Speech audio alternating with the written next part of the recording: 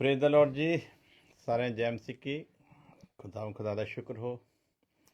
ਇੱਕ ਸ਼ਾਮ ਉਹਨੇ ਸਾਨੂੰ ਫਿਰ ਸਾਰਿਆਂ ਨੂੰ ਦਿੱਤੀ ਕਿ ਅਸੀਂ ਉਹਦੀ ਹਜ਼ੂਰੀ ਚਾਹੀਏ ਔਰ ਉਹਦੇ ਪਵਿੱਤਰ ਵਚਨਾਂ ਦੇ ਵਿੱਚੋਂ ਸਿੱਖ ਸਕੀਏ।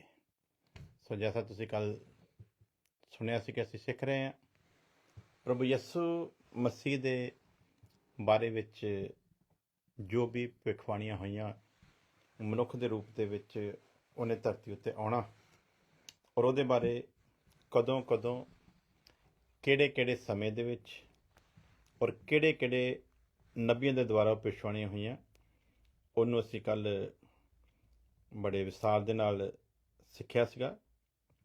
ਔਰ ਅੱਗੇ ਹੋਰ ਵੀ ਪ੍ਰਭੂ ਯਿਸੂ ਮਸੀਹ ਦੇ ਆਉਣ ਬਾਰੇ ਜੋ ਜੋ ਕੁਝ ਬਾਈਬਲ ਦੇ ਵਿੱਚ ਲਿਖਿਆ ਉਹਦੇ ਤੇ ਅਸੀਂ ਗੌਰ ਕਰਾਂਗੇ। ਔਰ ਖਾਸ ਕਰਕੇ ਇੱਕ ਗੱਲ ਅਸੀਂ ਯਾਦ ਰੱਖਣੀ ਹੈ ਕਿ ਸਿਰਫ ਪਵਿੱਤਰ ਬਾਈਬਲ ਦਾ ਵਚਨ ਹੀ ਇਸ ਚੀਜ਼ ਨੂੰ ਨਹੀਂ ਦੱਸਦਾ, ਬਲਕਿ ਮਸੀਹਾ ਨੇ ਆਉਣਾ ਇਹਨੂੰ ਯਹੂਦੀ ਗ੍ਰੰਥ ਵੀ ਦੱਸਦਾ ਔਰ ਇਹਨੂੰ ਕੁਰਾਨ ਵੀ ਦੱਸਦਾ ਹੈ।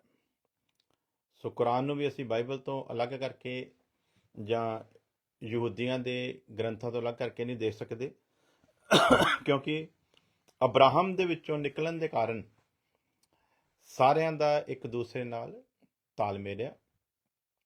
ਲੇਕਿਨ ਮਸੀਹ ਯਿਸੂ ਦੇ ਉੱਤੇ ਤਿੰਨੋਂ ਹੀ ਈਮਾਨ ਰੱਖਦੇ ਆ ਔਰ ਤਿੰਨੋਂ ਦਾ ਮੰਨਣਾ ਆ ਕਿ ਮਸਾਇਆ ਆਵੇਗਾ। ਹਾਲੇਲੂਇਆ। ਔਰ ਤਿੰਨੇ ਇਸ ਚੀਜ਼ ਦੇ ਉੱਤੇ ਮੋਹਰ ਲਾਉਂਦੇ ਆ। ਸੋ ਕੱਲ ਅਸੀਂ ਸਿੱਖਿਆ ਸੀਗਾ, ਮੈਂ ਥੋੜਾ ਰਿਪੀਟ ਕਰਾ ਦੇਵਾਂਗਾ ਤਾਂ ਕਿ ਤੁਹਾਨੂੰ ਪਤਾ ਲੱਗੇ। ਕੱਲ ਅਸੀਂ ਸਿੱਖਿਆ ਸੀਗਾ ਕਿ ਮਸੀਹ ਇਸਤਰੀ ਦੀ ਸੰਤਾਨ ਕਹਿਲਾਵੇਗਾ। ਸੋ ਇਹ ਭਵਿੱਖਬਾਣੀ ਪਰਮੇਸ਼ਵਰ ਨੇ ਆਪ ਬਾਗੇ ਅਦਨ ਦੇ ਵਿੱਚ ਆਪਣੇ ਸ਼ਬਦ ਦੇ ਦੁਆਰਾ ਕੀਤੀ ਸੀ, ਜਿਹਨੂੰ ਅਸੀਂ ਜਿਹਦੇ ਰੈਫਰੈਂਸ ਦੇਖੇ ਸੀ ਕੱਲ। ਅਸੀਂ ਉਤਪਤੀ ਦੀ ਕਿਤਾਬ 3 ਅਧਿਆਇ ਦੀ 15 ਆਇਤ, ਮੱਤੀ ਦੀ ਅੰਜੀਲ 1 ਅਧਿਆਇ ਦੀ 20 ਆਇਤ, ਗਲਾਤੀਓਂ ਦਾ ਖੱਤ 4 ਅਧਿਆਇ ਉਹਦੀ 4 ਆਇਤ। ਫਿਰ ਅਸੀਂ ਦੂਸਰਾ ਪੁਆਇੰਟ ਦੇਖਿਆ ਸੀ, ਮਸੀਹ ਬੈਤਲਹਮ ਦੇ ਵਿੱਚ ਪੈਦਾ ਹੋਵੇਗਾ। ਸੋ ਉਹਦੇ ਬਾਰੇ ਅਸੀਂ ਦੇਖਿਆ ਸੀ ਮੀਕਾ 5 ਦੀ 2 ਆਇਤ, ਮੈਥਿਊ 2 ਦੀ 1 ਆਇਤ, ਲੂਕਾ 2 ਦੀ 4 ਔਰ 6 ਆਇਤ। ਫਿਰ ਅਸੀਂ ਸਿੱਖਿਆ ਸੀਗਾ ਮਸੀਹਾ ਇੱਕ ਕੁਆਰੀ ਤੋਂ ਪੈਦਾ ਹੋਵੇਗਾ, ਜਿਹਦੇ ਬਾਰੇ ਅਸੀਂ ਯਸ਼ਾਇਆ ਨਬੀ ਦੀ ਕਿਤਾਬ ਦੇ ਵਿੱਚੋਂ ਜਿਹੜੀ ਪਵਿੱਤਰ ਆਤਮਾ ਦੇ ਵਸੀਲੇ ਉਹਨੇ ਭਵਿੱਖਬਾਣੀ ਕੀਤੀ ਸੀ 7:14 ਯਸ਼ਾਇਆ 7:14 ਦਾ ਅਸੀਂ ਰੈਫਰੈਂਸ ਦੇਖਿਆ ਸੀ। ਔਰ ਉਹਦੇ ਨਾਲ ਅਸੀਂ ਮੱਤੀ ਦੀ ਅੰਜੀਲ 1 ਅਧਿਆਇ ਦੀ 22 ਔਰ 23 ਆਇਤ, ਉਹਦੇ ਨਾਲ ਨਾਲ ਅਸੀਂ ਲੂਕਾ 1:26 ਔਰ 31 ਆਇਤ ਨੂੰ ਸਿੱਖਿਆ ਸੀ। ਸੋ ਅੱਜ ਅਸੀਂ ਦੇਖਾਂਗੇ ਕਿ ਮਸੀਹਾ ਦੀ ਚੌਥੀ ਨਿਸ਼ਾਨੀ ਕਿ ਮਸੀਹਾ ਅਬਰਾਹਮ ਦੇ ਵੰਸ਼ ਦੇ ਵਿੱਚ ਹੋਵੇਗਾ। ਮਸੀਹਾ ਅਬਰਾਹਮ ਦੇ ਵੰਸ਼ ਦੇ ਵਿੱਚੋਂ ਦੀ ਆਵੇਗਾ। ਔਰ ਫਿਰ ਅੱਗੇ ਜਾ ਕੇ ਅਸੀਂ ਦੇਖਾਂਗੇ ਕਿ ਕੀ ਸੀ ਯੋਜਨਾ ਪਰਮੇਸ਼ਵਰ ਦੀ ਕਿ ਮਸੀਹ ਯਿਸੂ ਦੁਨੀਆ ਨੂੰ ਛਡਾਉਣ ਵਾਲਾ ਮਸੀਹਾ ਪਰਮੇਸ਼ਵਰ ਦਾ ਅਭਿਸ਼ਿਕਤ ਜੋ ਆਵੇਗਾ ਉਹ ਅਬਰਾਹਮ ਦਾ ਵੰਸ਼ ਕਹਿਲਾਵੇਗਾ। ਸੋ ਉਹਦੇ ਵੀ ਰੈਫਰੈਂਸ ਅਸੀਂ ਅੱਜ ਦੇਖਾਂਗੇ ਕਿ ਮਸੀਹਾ ਜਿਹੜਾ ਹੈ ਉਹ ਅਬਰਾਹਮ ਦੇ ਵੰਸ਼ 'ਚ ਹੋਵੇਗਾ, ਯਾਨੀ ਕਿ ਮਸੀਹ ਦੇ ਵਿਖੇ ਕੋਈ ਭਰਮ ਕਿਸੇ ਤਰ੍ਹਾਂ ਦਾ ਰਹਿ ਨਾ ਜਾਵੇ। ਇਸ ਕਰਕੇ ਪਰਮੇਸ਼ਵਰ ਨੇ ਕਿੰਨੀ ਵਾਰ ਅਨੇਕਾਂ ਵਾਰ ਆਪਣੇ ਨਬੀਆਂ ਦੇ ਦੁਆਰਾ ਇਹ ਸਮਝਾਉਣ ਦੀ ਕੋਸ਼ਿਸ਼ ਕੀਤੀ। ਔਰ ਫਿਰ ਦੇਖੋ ਪਰਮੇਸ਼ਵਰ ਦਾ ਇੰਤਜ਼ਾਮ ਕਿ ਇੰਨੀਆਂ ਭਵਿੱਖਬਾਣੀਆਂ ਪ੍ਰਭੂ ਯਿਸੂ ਮਸੀਹ ਨੇ ਆਉਣਾ ਸੀ ਉਹਦੇ ਬਾਰੇ ਹੋਈਆਂ। ਯਹੂਦੀ ਆਪਣੇ ਧਰਮ ਗ੍ਰੰਥਾਂ ਦੇ ਉੱਤੇ ਇੰਨਾ ਬਿਲੀਵ ਵੀ ਕਰਦੇ ਆ, ਪੜ੍ਹਦੇ ਵੀ ਸੀ। ਔਰ ਬੜੀ ਅਫਸੋਸ ਦੀ ਗੱਲ ਆ ਕਿ ਇੰਨਾ ਕੁਝ ਪੜ੍ਹਨ ਤੋਂ ਬਾਅਦ ਵੀ ਉਹ ਮਸੀਹ ਯਿਸੂ ਨੂੰ ਪਹਿਚਾਣ ਨਹੀਂ ਸਕੇ। ਮਸੀਹ ਯਸੂ ਨੂੰ ਦੂਸਰੀਆਂ ਕੌਮਾਂ ਨੇ ਪਛਾਣ ਲਿਆ, ਦੂਸਰੇ ਮਜ਼ਹਬਾਂ ਨੇ ਪਹਿਚਾਨ ਲਿਆ। ਮਸੀਹ ਯਸੂ ਨੂੰ ਅੱਜ ਦੁਨੀਆ ਦੇ ਕੋਨੇ-ਕੋਨੇ 'ਚ ਲੋਕਾਂ ਨੇ ਪਹਿਚਾਨ ਲਿਆ, ਪਰ ਫਿਰ ਵੀ ਅੱਜ ਤੱਕ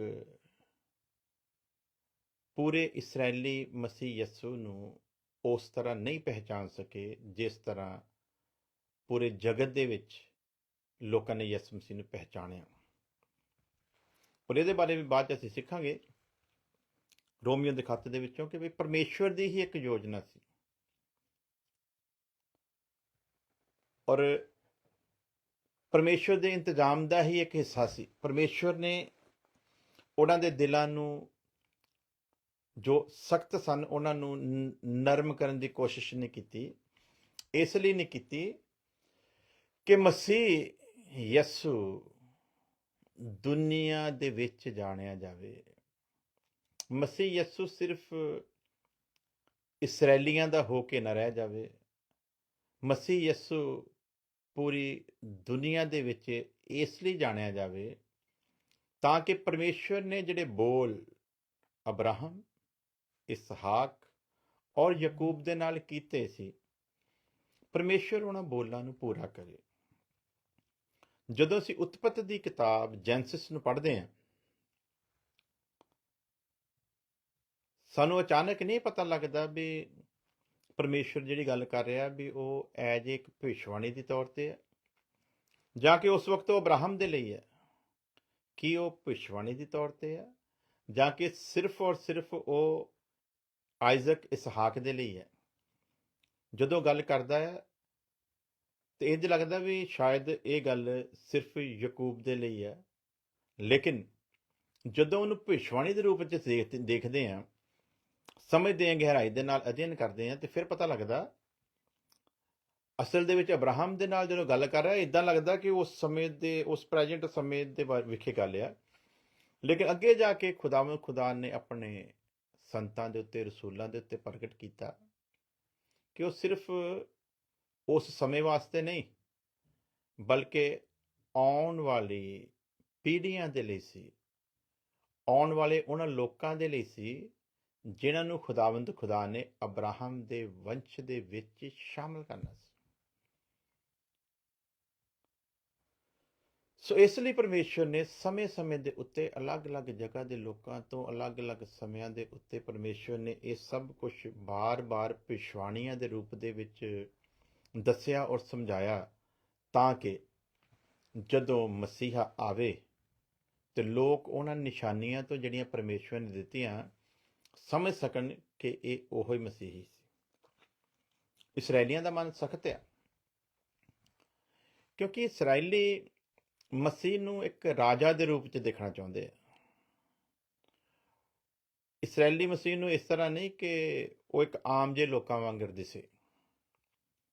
ਇਸਰਾਏਲੀ ਮਸੀਹ ਯਿਸੂ ਨੂੰ ਇਸ ਤਰ੍ਹਾਂ ਦੇਖਣਾ ਚਾਹੁੰਦੇ ਆ ਵੀ ਉਹ ਰਾਜਾ ਬਣ ਕੇ ਆਵੇ ਤੇ ਜਿਵੇਂ ਦੌਦ ਦੇ ਸਮੇਂ 'ਚ ਇਸਰਾਏਲ ਦੀਆਂ ਹੱਦਾਂ ਨੂੰ ਵਧਾਇਆ ਗਿਆ ਤਿਵੇਂ ਉਹ ਵੀ ਵਧਾਵੇਗਾ। ਔਰ ਉਹ ਰਾਜਾ ਦੇ ਰੂਪ 'ਚ ਉਹਨੂੰ ਸਵੀਕਾਰ ਕਰਨਾ ਬਾਰੇ ਸੋਚਦੇ ਆ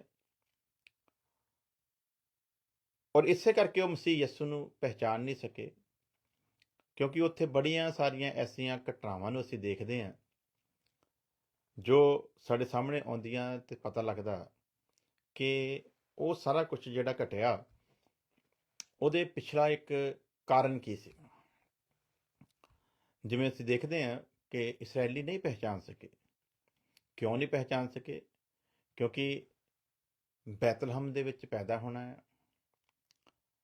ਜਦੋਂ ਬੈਤਲਹਮ 'ਚ ਜਨਮ ਲੈ ਲੈਂਦਾ ਆ ਉਦੋਂ ਉਸ ਤਰੀਕੇ ਦੇ ਨਾਲ ਧੁੰਮ ਨਹੀਂ ਮੱਚਦੀ ਜਿਸ ਤਰੀਕੇ ਨਾਲ ਮੱਚਣੀ ਚਾਹੀਦੀ ਹੈ। ਫਿਰ ਉਹਨੂੰ ਉਹਦੇ ਮਾਤਾ ਪਿਤਾ ਮਿਸਰ ਦੇ ਵਿੱਚ ਲੈ ਜਾਂਦੇ ਆ, ਫਿਰ ਮਿਸਰ ਤੋਂ ਵਾਪਸ ਲਿਆਂਦਾ ਜਾਂਦਾ ਆ। ਫਿਰ ਕਿਸ ਤਰ੍ਹਾਂ ਅਸੀਂ ਦੇਖਦੇ ਹਾਂ ਵੀ ਉਹ ਕਿੰਨੇ ਇਲਾਕਿਆਂ ਦੇ ਵਿੱਚੋਂ ਦੀ ਹੁੰਦਾ ਹੋਇਆ, ਔਰ ਕੋਈ ਕਹਿੰਦਾ ਉਹ ਨਾਸਰਤ 'ਚ ਪੈਦਾ ਹੋਇਆ, ਕੋਈ ਕਹਿੰਦਾ ਉਹ ਗਲੀਲੀ ਹੈ। ਇੱਦਾਂ ਤਰ੍ਹਾਂ ਦੀਆਂ ਅਸੀਂ ਜਿਹੜੀਆਂ ਗੱਲਾਂ ਦੇਖਦੇ ਹਾਂ। ਸੋ ਇਹੀ ਗੱਲਾਂ ਜਿਹੜੀਆਂ ਸੀਗੀਆਂ ਯਹੂਦੀਆਂ ਦੇ ਲਈ ਇੱਕ ਉਲਝਣ ਦਾ ਕਾਰਨ ਬਣ ਗਈਆਂ ਔਰ ਉਹ ਮਸੀਹ ਯਿਸੂ ਨੂੰ ਨਹੀਂ ਪਹਿਚਾਨ ਸਕੇ। ਔਰ ਫਿਰ ਉਹਨਾਂ ਨੇ ਜਦੋਂ ਉਹਨੂੰ ਫੜਵਾ ਦਿੱਤਾ ਤੇ ਮਸੀਹ ਯਿਸੂ ਨੇ ਵਿਰੋਧਤਾ ਨਹੀਂ ਕੀਤੀ। ਉਹ ਵੀ ਉਹਨਾਂ ਦੇ ਲਈ ਇੱਕ ਬੜੀ ਹੈਰਾਨਕੁਨ ਗੱਲ ਸੀ ਕਿ ਅਗਰ ਇਹ ਮਸੀਹਾ ਹੁੰਦਾ ਤੇ ਇਹ ਆਪਣੇ ਆਪ ਨੂੰ ਬਚਾ ਦਿੰਦਾ, ਇਹਦਾ ਕੋਈ ਨੁਕਸਾਨ ਨਹੀਂ ਸੀ ਕਰ ਸਕਦਾ। ਸੋ ਇਦਾਂ ਦੀਆਂ ਬੜੀਆਂ ਸਾਰੀਆਂ ਕਾਰਨ ਜਿਹਦਾ ਕਰਕੇ ਉਹਨਾਂ ਨੇ ਠੋਕਰ ਖਾਧੀ, ਲੇਕਿਨ ਉਹਨਾਂ ਦਾ ਠੋਕਰ ਖਾਣਾ ਰੋਮੀਓ 'ਚ ਲਿਖਿਆ ਸਾਡੇ ਲਈ ਮੁਬਾਰਕ ਦਾ ਕਾਰਨ ਹੋਇਆ। ਜੇ ਕਿਤੇ ਉਹ ਠੋਕਰ ਨਾ ਖਾਂਦੇ ਤੇ ਅੱਜ ਅਸੀਂ ਠੋਕਰਾਂ ਖਾਂਦੇ ਫਿਰਨਾ ਸੀ।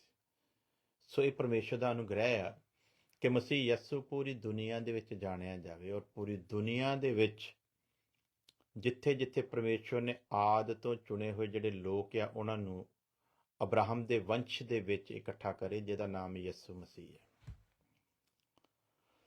ਸੋ ਆਓ ਦੇਖਦੇ ਹਾਂ ਕਿ ਮਸੀਹਾ ਦੀ ਚੌਥੀ ਨਿਸ਼ਾਨੀ ਕਿ ਉਹ ਅਬਰਾਹਮ ਦੇ ਵੰਸ਼ ਦੇ ਵਿੱਚੋਂ ਆਵੇਗਾ।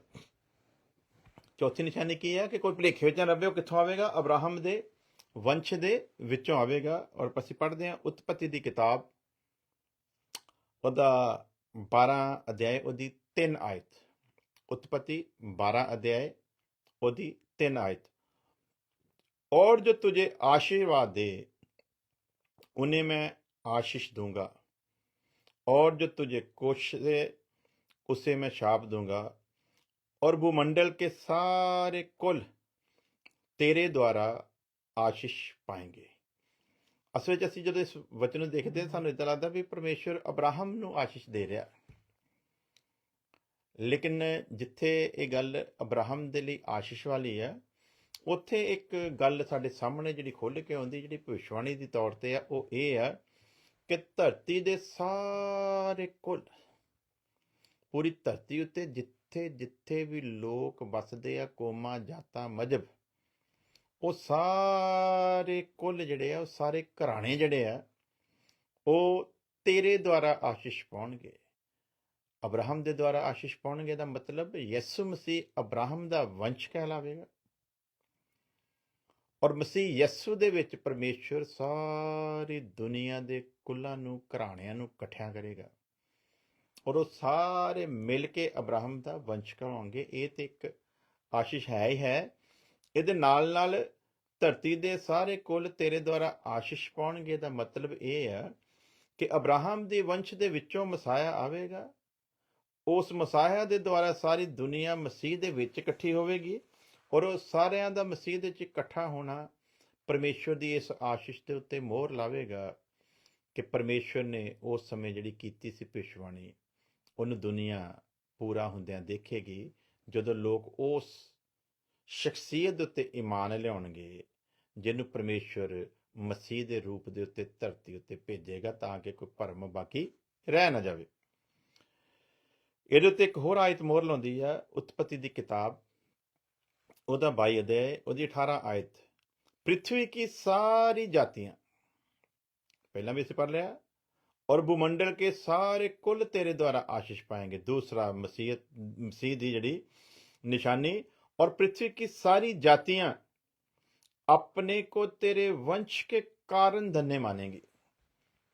ਧਰਤੀ ਦੀਆਂ ਸਾਰੀਆਂ ਜਾਤੀਆਂ ਆਪਣੇ ਆਪ ਨੂੰ ਤੇਰੇ ਕਾਰਨ ਧਨ, ਤੇਰੇ ਵੰਸ਼ ਦੇ ਵਿੱਚ ਆਉਣ ਦੇ ਕਾਰਨ, ਤੇਰਾ ਵੰਸ਼ ਕਹਾਉਣ ਦੇ ਕਾਰਨ ਆਪਣੇ ਆਪ ਨੂੰ ਧਨ ਆਖਣਗੀਆਂ ਕਿ ਤੂੰ ਨੇ ਮੇਰੀ ਬਾਤ ਮਾਨੀ ਹੈ।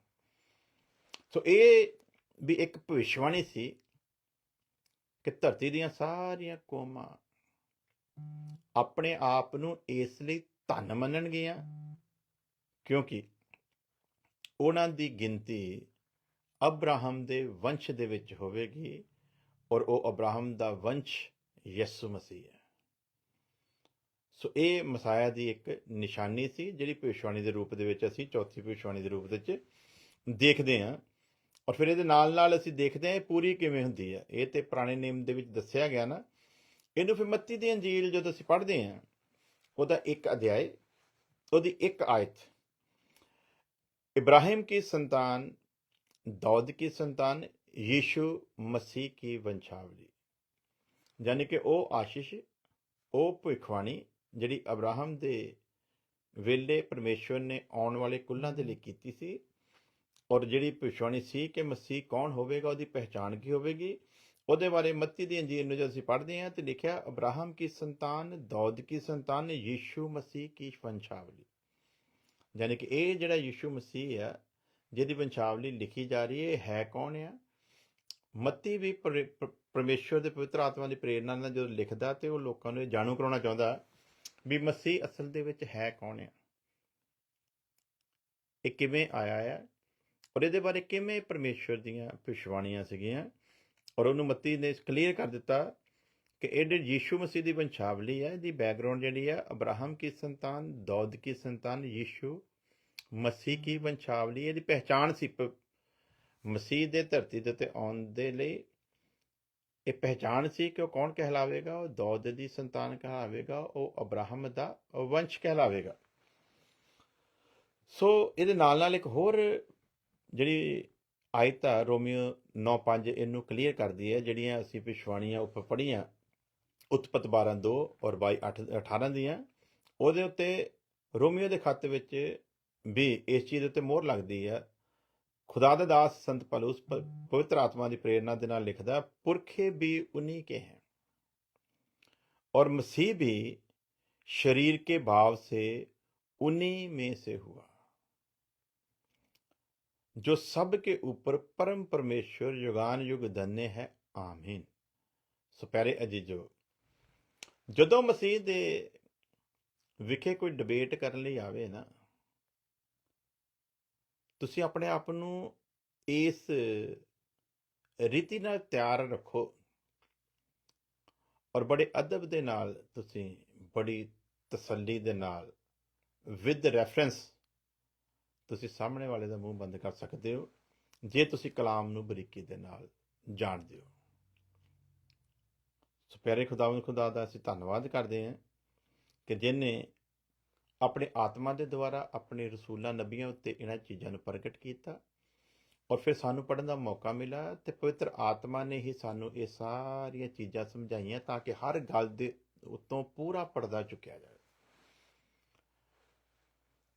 ਸੋ ਹੁਣ ਅਸੀਂ ਦੇਖਦੇ ਹਾਂ ਪਹਿਲੀ ਗੱਲ ਕਿ ਯਿਸੂ ਮਸੀਹ ਦੀ ਚੌਥੀ ਜਿਹੜੀ ਨਿਸ਼ਾਨੀ ਹੋਵੇਗੀ ਉਹ ਅਬਰਾਹਮ ਦੇ ਵੰਸ਼ ਚੋਂ ਹੋਵੇਗਾ, ਉਹ ਅਬਰਾਹਮ ਦਾ ਵੰਸ਼ ਕਹਿਲਾਵੇਗਾ। ਇਹ ਵੀ ਉਹਦੀ ਨਿਸ਼ਾਨੀ ਹੋਵੇਗੀ। ਅਬਰਾਹਮ ਦਾ ਵੰਸ਼ ਅਸੀਂ ਇਸਹਾਕ ਨੂੰ ਵੀ ਦੇਖਦੇ ਹਾਂ ਔਰ ਯਿਸੂ ਮਸੀਹ ਦੇ ਲਈ ਵੀ ਇਹ ਭਵਿੱਖਬਾਣੀ ਹੈ ਵੀ ਉਹ ਜਿੱਥੇ ਅਬਰਾਹਮ ਦਾ ਵੰਸ਼ ਕਹਿਲਾਵੇਗਾ ਉੱਥੇ ਉਹ ਇਸਹਾਕ ਦਾ ਵੰਸ਼ ਵੀ ਕਹਿਲਾਵੇਗਾ, ਤਾਂ ਕਿ ਕੋਈ ਭਰਮ ਜਿਹੜਾ ਨਾ ਉਹ ਬਾਕੀ ਰਹਿ ਨਾ ਜਾਵੇ। ਉਤਪਤੀ 17:19 ਦੇ ਵਿੱਚ ਅਸੀਂ ਦੇਖਦੇ ਹਾਂ, तब परमेश्वर ने कहा, निश्चय तेरी पत्नी सारा की तुझसे एक पुत्र उत्पन्न होगा और तू उसका नाम इसहाक रखना और मैं उसके साथ ऐसी वाचा बांधूंगा जो ये है भविष्यवाणी जी तुहाडे ते साडे लई।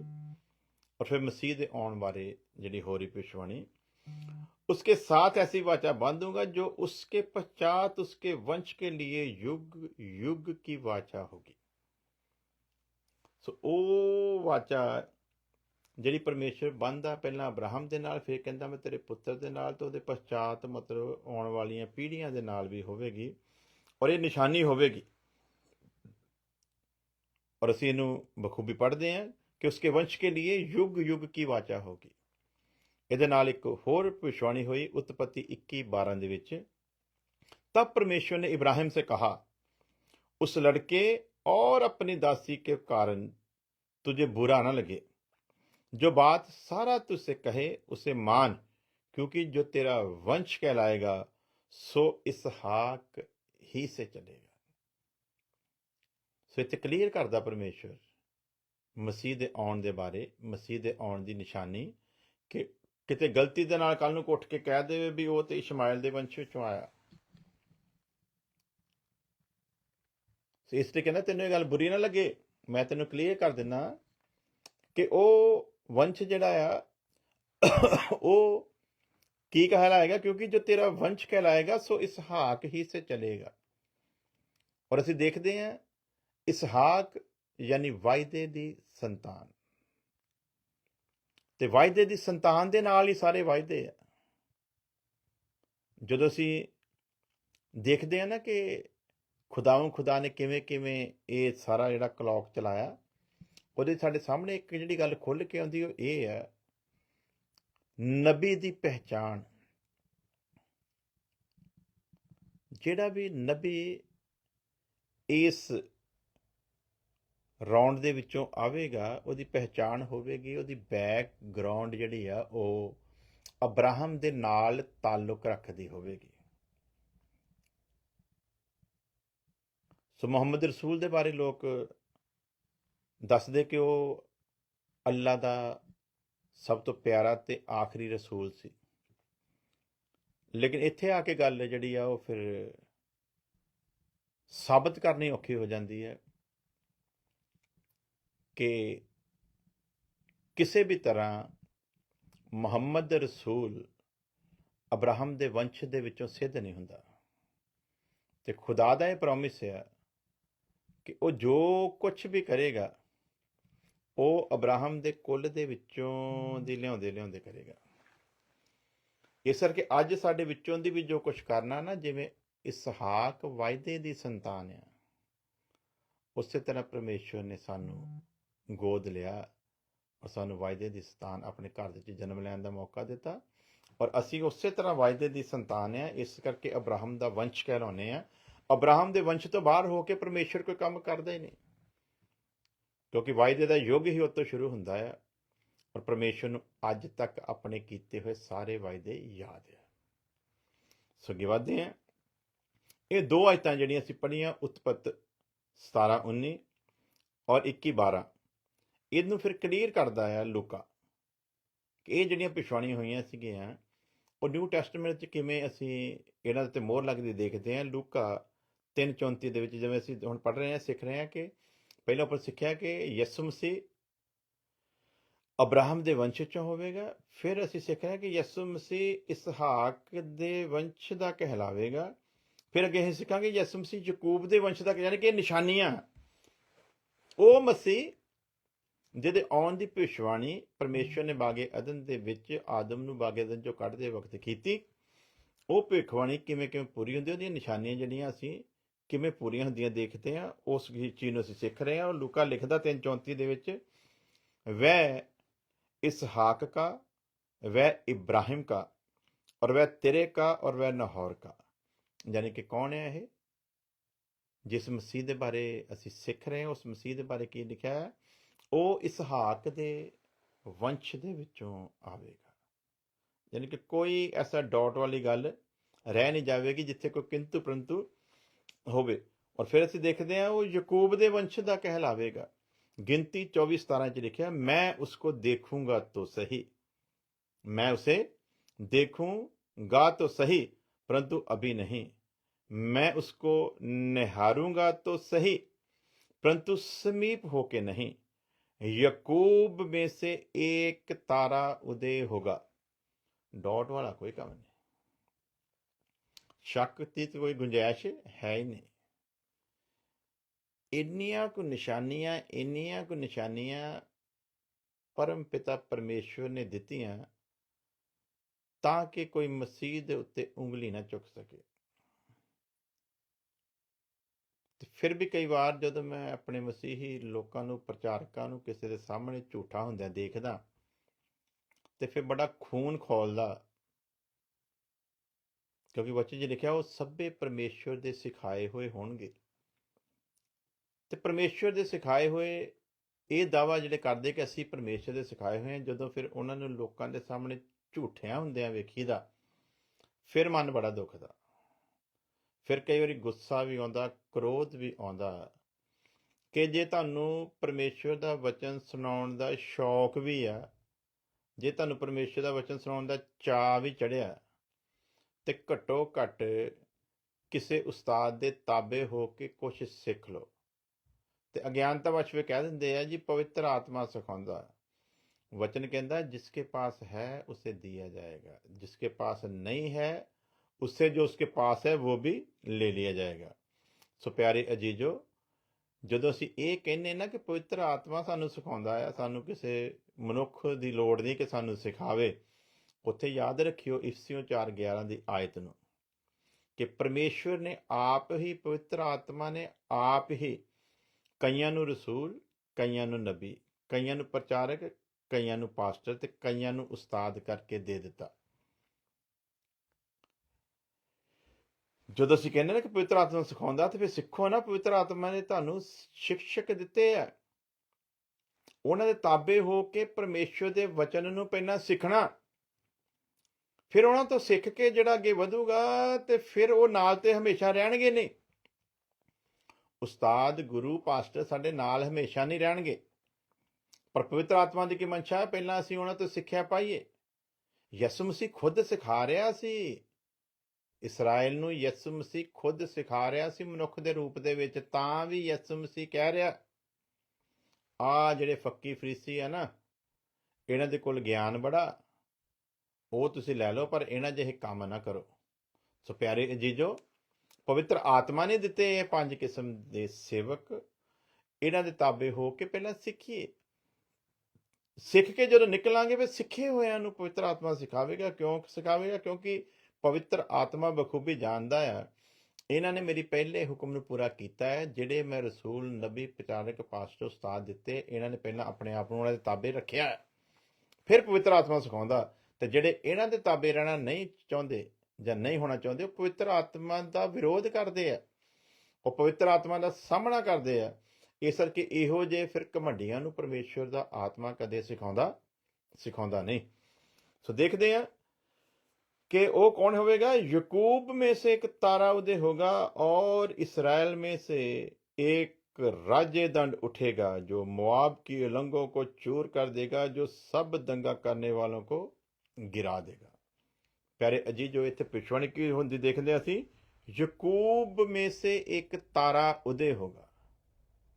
सो इस गल नूं असीं की रखना, पहला हमेशा याद रखना कि यसु मसीह दी निशानी, ਮਸੀਹਾ ਦੇ ਬਾਰੇ 'ਚ ਜਿਹੜੀ ਵਚਨ ਦੇ 'ਚ ਨਿਸ਼ਾਨੀਆਂ ਦਿੱਤੀਆਂ ਗਈਆਂ, ਕਿਸੇ ਤਰ੍ਹਾਂ ਦਾ ਕਿਸੇ ਨੂੰ ਕੋਈ ਭਰਮ ਨਾ ਰਵੇ। ਇਸ ਕਰਕੇ ਉਹ ਅਬਰਾਹਮ ਦਾ ਵੰਸ਼, ਉਹ ਇਸਹਾਕ ਦਾ ਵੰਸ਼, ਉਹ ਯਾਕੂਬ ਦਾ ਵੰਸ਼ ਕਹਿਲਾਵੇਗਾ। ਔਰ ਇਸ ਗੱਲ ਨੂੰ ਫਿਰ ਲੂਕਾ ਪੂਰਾ ਕਰਦਾ ਹੈ 3:34 ਦੇ ਵਿੱਚ, ਔਰ ਵह ਯਾਕੂਬ का और वह इब्राहिम का और वह तेरे और वह नहौर का। ਯਾਨੀ ਕਿ ਕਲੀਅਰ ਹੋ ਗਿਆ ਕੌਣ ਹੋਵੇਗਾ ਭਲਾ? ਉਹ ਯਾਕੂਬ ਦੇ ਵੰਸ਼ ਦੇ ਵਿੱਚੋਂ ਆਵੇਗਾ। ਯਾਕੂਬ ਦੇ ਵਿੱਚੋਂ ਇੱਕ ਤਾਰਾ ਉਦੇ ਹੋਵੇਗਾ।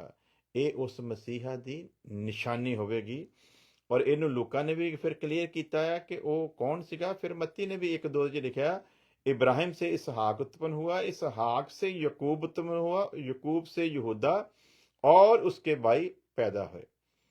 और फिर इससे मसीहा ਦੀ ਜਿਹੜੀ ਅਗਲੀ ਨਿਸ਼ਾਨੀ ਇਹ ਆ, ਜਿੱਥੇ ਉਹ ਅਬਰਾਹਮ ਦਾ ਵੰਸ਼ ਕਹਿਲਾਵੇਗਾ, ਜਿੱਥੇ ਉਹ ਯਕੂਬ ਦਾ ਵੰਸ਼ ਕਹਿਲਾਵੇਗਾ, ਜਿੱਥੇ ਉਹ ਇਸਰਾਇਲ ਦਾ ਵੰਸ਼ ਕਹਿਲਾਵੇਗਾ, ਉੱਥੇ ਨਾਲ ਨਾਲ ਉਹਦੀ ਹੋਰ ਇੱਕ ਨਿਸ਼ਾਨੀ ਜਿਹੜੀ ਹੈ ਉਹ ਕੀ ਹੋਵੇਗੀ? ਮਸੀਹਾ ਯਹੂਦਾ ਦੇ ਗੋਤ ਵਿੱਚੋਂ ਆਵੇਗਾ। ਅਬਰਾਹਮ ਤੋਂ ਇਸਹਾਕ, ਇਸਹਾਕ ਤੋਂ ਯਕੂਬ, ਤੇ ਯਕੂਬ ਤੋਂ ਫਿਰ ਅੱਗੇ ਗੁੱਤ ਚੱਲਦਾ, ਤੇ ਯਕੂਬ ਦੇ ਬੇਟਿਆਂ ਦੇ ਵਿੱਚੋਂ ਇੱਕ ਦਾ ਨਾਮ ਯਹੂਦਾ। ਤੇ ਵਚਨ ਦੱਸਦਾ ਹੈ ਮਸੀਹਾ ਯਹੂਦਾ ਦੇ ਗੋਤ ਦੇ ਵਿੱਚੋਂ ਆਵੇਗਾ। ਸੋ ਉਹਦੇ ਬਾਰੇ ਅਸੀਂ ਰੈਫਰੈਂਸ ਦੇਖਦੇ ਹਾਂ। ਉਤਪਤੀ ਦੀ ਕਿਤਾਬ 49 ਅਧਿਆਇ ਉਹਦੀ 10 ਆਇਤ, जब तक शिलो ना आए तब तक ना तो यहूदा से राज दंड छूटेगा, ना उसके वंश से व्यवस्था देने वाला अलग होगा, और राज्य राज्य के लोग उसके अधीन हो जाएंगे। सो सीधी सीधी गल है, साफ साफ क्लीयर हुंदा कि मसीहा ਯਹੂਦਾ ਦੇ ਗੋਤਰ ਦੇ ਵਿੱਚੋਂ ਆਵੇਗਾ। ਔਰ ਇਹਨੂੰ ਇਬਰਾਨੀਓ 7:14 ਦੇ ਵਿੱਚ ਫਿਰ ਖੁਦਾ ਦਾ ਦਾਸ ਸੰਤ ਪੌਲੁਸ ਪਵਿੱਤਰ ਆਤਮਾ ਦੀ ਪ੍ਰੇਰਨਾ ਨਾਲ ਫਿਰ ਉਸ ਭਵਿੱਖਬਾਣੀ ਦੇ ਉੱਤੇ ਮੋਹਰ ਲਾਉਂਦੇ ਉਹਨੂੰ ਕਲੀਅਰ ਕਰਦਾ ਹੈ। ਕੀ ਲਿਖਦਾ ਆ 7:14 ਇਬਰਾਨੀ ਦੇ ਵਿੱਚ? तो प्रगट है कि हमारा प्रभु यहूदा के गोत्र में से उदय हुआ। ਪੱਕੀ ਗੱਲ ਹੈ, ਮੋਹਰ ਲੱਗ ਗਈ। ਇਹੋ ਹੀ ਸੀ ਉਹ ਮਸੀਹਾ ਜਿਹਦਾ ਪ੍ਰਚਾਰ ਸੰਤ ਪੌਲੁਸ ਕਹਿੰਦਾ ਮੈਂ ਕਰ ਰਿਹਾ। ਮੈਂ ਕਿਸੇ ਗਲਤ ਸ਼ਖਸ ਦਾ ਚੁਣਾਵ ਨਹੀਂ ਕੀਤਾ, ਮੈਂ ਭਰਮਾਇਆ ਨਹੀਂ ਗਿਆ। ਜਿਵੇਂ ਯਹੂਦੀ ਉਹਨੂੰ ਕਹਿੰਦੇ ਸੀ ਤੂੰ ਕਮਲਾ ਹੋ ਗਿਆ, ਤੂੰ ਸ਼ਦਾਈ ਹੋ ਗਿਆ, ਤੂੰ ਪਾਗਲ ਹੋ ਗਿਆ, ਤੈਨੂੰ ਗ੍ਰੰਥਾਂ ਦਾ ਗਿਆਨ ਨਹੀਂ।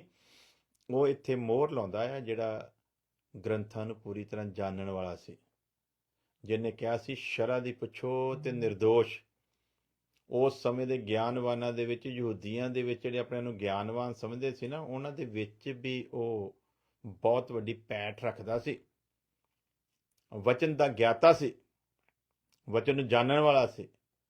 ਔਰ ਉਹ ਵਚਨ ਨੂੰ ਜਾਣਨ ਵਾਲਾ ਸੰਤ ਪਲੂਸ ਮੋਹ ਲਾਉਂਦਾ ਆ ਪਵਿੱਤਰ ਆਤਮਾ ਦੀ ਪ੍ਰੇਰਨਾ ਦੇ ਨਾਲ, ਤੋਂ ਪ੍ਰਗਟ ਹੈ ਜਿਹਦਾ ਅਸੀਂ ਪ੍ਰਚਾਰ ਕਰਦੇ ਹਾਂ, ਜਿਹਦੇ ਬਾਰੇ ਅਸੀਂ ਮੰਨਦੇ ਹਾਂ ਕਿ ਉਹੀ ਆ ਮਸੀਹਾ। ਉਹਦੇ ਬਾਰੇ ਦੱਸਦਾ ਪ੍ਰਗਟ ਆ कि हमारा प्रभु यहूदा के गोत्र में से उदय हुआ।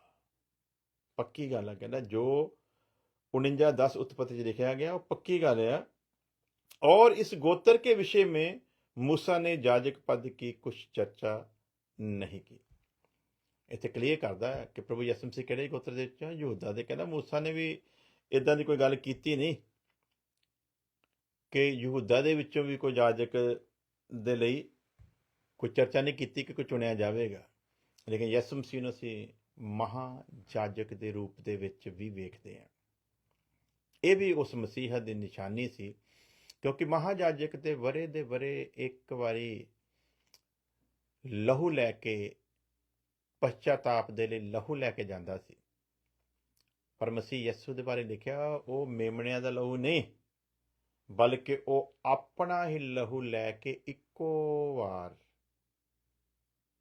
हत्थां दे बनाए हुए जिहड़ा धरती उत्ते पवित्र स्थान उहदे विच नहीं, बल्कि असली पवित्र स्थान दे विच वो गया, असली पवित्र दे विच वो पहुंचिया, ताकि दोबारा हुण वो लहू जिहड़ा मेमणिया दा कदे पाप माफ नहीं सी कर सकदा, वो अपने ही पवित्र लहू नूं लैके परमेश्वर दे हजूर पेश होया, ताकि गुनाहगारां नूं सदा दे लई वो परमेश्वर दे अगे माफ़ी दे लई उन्हां दे लई फरियाद रख सके। सो प्यारे खुदावंद खुदा दा शुक्र करते हैं कि महायाजक साडा उदां दा नहीं जिद्दां दे उस समय दे सी, बल्कि ये वो महायाजक आ जिहड़ा आप ही साडे लई फरियाद भी करदा है। सो इहो जे महायाजक दे असीं सदके जाइए, और सदके जाइए अपने खुदावंद खुदा दे और प्रभु यसु मसीह दे, जिन्हें अपने रसूलों के उत्ते ये रोशनी नूं प्रगट किया कि वो इस वचन नूं लिखण ते साडे तक पहुँचाउण। ते धन्नवाद करते हैं पवित्र आत्मा का, जिन्हें साडे अंदर अपनी बुद्ध नूं रखिया, ताकि असीं इन्हां वचनां की गंभीरता ते गहराई नूं बखूबी समझ सकीए। सो अज दे लई इन्ना ही काफ़ी है। अगलियां पिछवाणियां लैके कल असीं फिर इकट्ठे होवांगे। तद तक लई खुदा तुहाडे सारिआं दे नाल होवे और उहदी दया उहदी कृपा सारिआं दे उत्ते बनी रहे। आओ प्रार्थना करते हैं सारे लोगों के लिए जिन्होंने प्रार्थना करन दियां दरखास्तां भेजियां कि प्रभु उन्होंने उत्ते अपने रहम नूं प्रगट करे। और अगर तुहाडे विचों भी कोई चाहुंदा है प्रार्थना करवाउणी तो वो इस वक्त भी अपने आप नूं प्रभु दे अगे समर्पण कर सकता है। और अगर कोई ऐसी गल हैगी है जिहड़ी वो स्पैशल दुआ दे विच भी रखना चाहुंदे आ तो वो मैनूं लिख के भी भेज सकते हैं, और प्रार्थना विच उन्हां नूं असीं हमेशा याद करते रहांगे। और आओ हुण इस वक्त भी जदों कि असीं वचन दे इस हिस्से दे विचों निकल के ते प्रार्थना वाले पासे जा रहे हैं, तो उन्हां सब लोगों दीयां जिहड़ियां बेनतियां प्रभु दे हजूर रखिए, और प्रभु अपने वेले सिर उन्हां दे उत्ते अपने रहम नूं प्रगट करे। आओ प्रार्थना करते हैं। प्यारे खुदा तुहाडा धन्नवाद करते हैं तुहाडी दया तुहाडी मुहब्बत दे लई, जिन्ने भी लोगों ने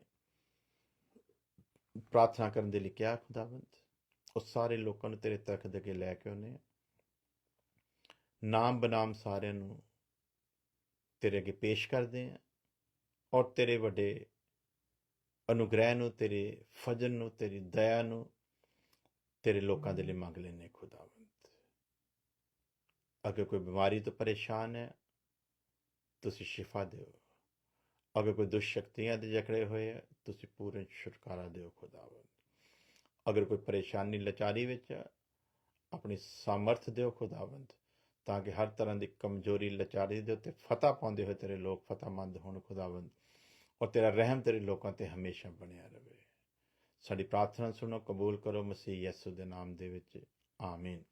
हुण साडे खुदा यसु मसीह दा फजल, खुदा बाप दी मुहब्बत, पाक रूह दी संगत हुण तो लैके हमेशा तक और तमाम लोगों के नाल बनी रहे, आमीन आमीन।